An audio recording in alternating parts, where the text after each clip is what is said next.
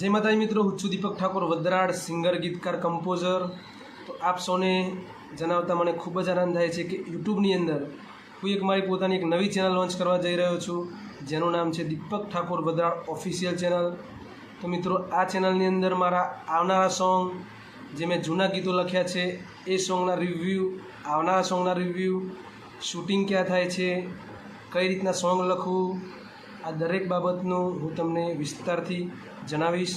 અને હા મિત્રો, મારી પોતાની બીજી એક ચેનલ અજમેલ મ્યુઝિકમાં તમે જેવી રીતના સપોર્ટ કર્યો છે, બસ એવી જ રીતે મને આ ચેનલમાં પણ સપોર્ટ કરજો।